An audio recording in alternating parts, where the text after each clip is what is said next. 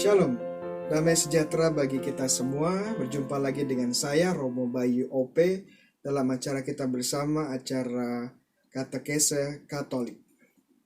Beberapa hari setelah Maria diangkat ke surga, gereja memperingati Maria sebagai seorang ratu, atau Maria yang dimahkotai di surga. Tentunya kita sebagai orang Katolik tidak asing lagi dengan peristiwa yang satu ini, dengan gelar yang satu ini. Dan kita yang rajin berdoa rosari, kita tentunya tahu peristiwa terakhir dari misteri mulia adalah Maria yang dimahkotai di surga.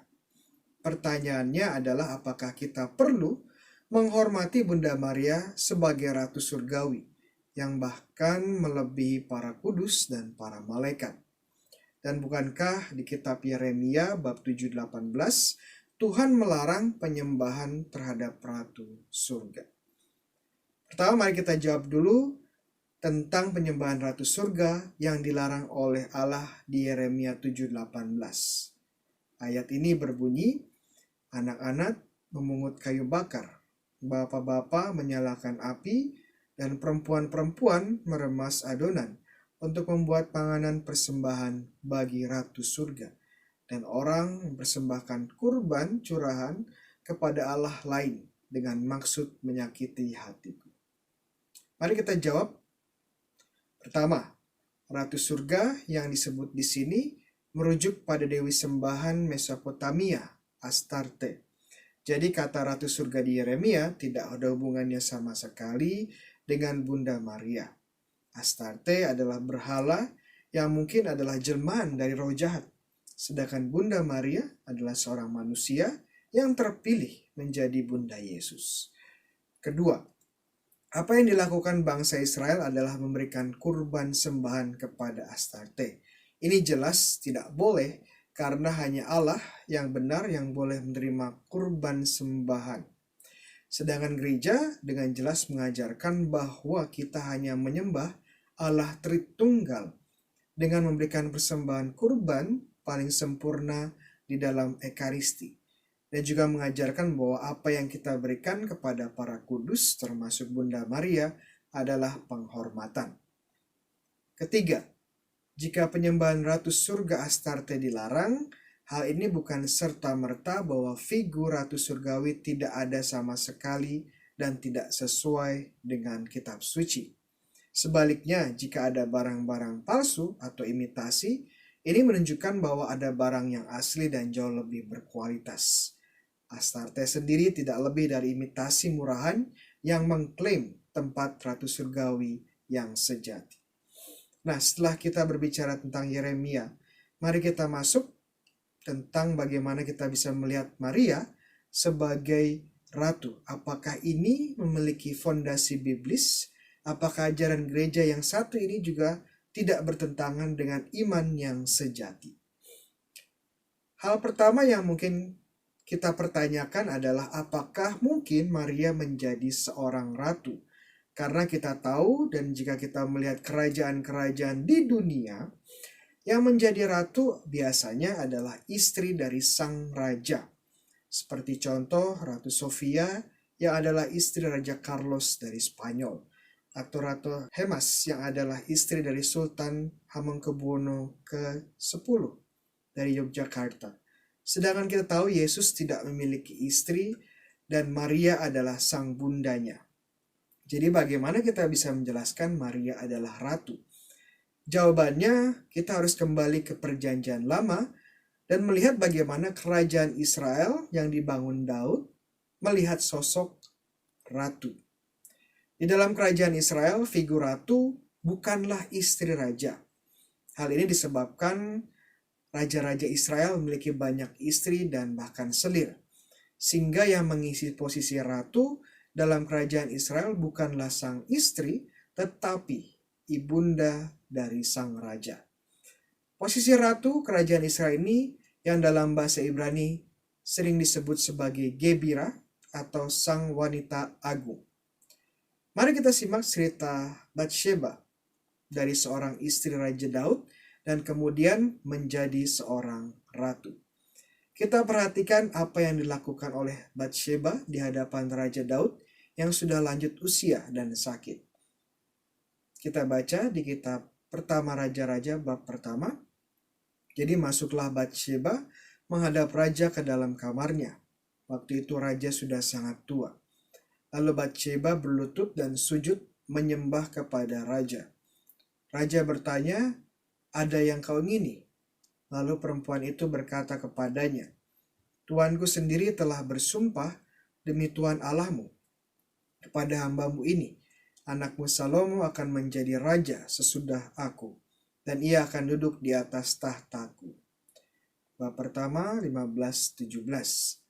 Walaupun seorang istri, Batsheba memberikan penghormatan kepada Raja Daud, dan Batsheba memposisikan dirinya sebagai seorang hamba. Namun setelah anaknya Salomo naik tahta menjadi raja, perlakuan yang diterima juga berbeda. Mari kita simak dari kitab Pertama Raja-Raja bab kedua. Batsheba masuk menghadap Raja Salomo untuk membicarakan hal ini untuk Adonia. Lalu bangkitlah raja mendapatkannya serta tunduk menyembah kepadanya. Kemudian duduklah ia di atas tahtanya dan ia menyuruh meletakkan kursi untuk bunda raja. Lalu perempuan itu duduk di sebelah kanannya. Dari bab kedua ayat 19. Konteks dari ayat tersebut adalah Batsheba membawa permohonan dari Adonia, salah satu putra Daud, yang memohon kepada Raja Salomo untuk menikah dengan Abisak gadis Sunem, salah satu wanita Daud. Jika kita perhatikan dengan jeli bagaimana posisi Batsheba sudah berubah. Saat ia memasuki ruang tempat Raja Salomo bertahta, bukan Batsheba yang sujud menghormati, tetapi sang raja yang tunduk menghormati. Dan tentunya jika sang raja memberi hormat, semua anggota dan ofisial kerajaan akan juga memberi hormat. Tidak hanya memberi hormat, Raja Salomo memerintahkan agar sebuah kursi, atau lebih tepatnya tahta dalam bahasa Ibrani kise atau Yunani tronos, dipersiapkan di sebelah kanan tahta raja. Dan dia duduk sebagai ratu kerajaan Salomo.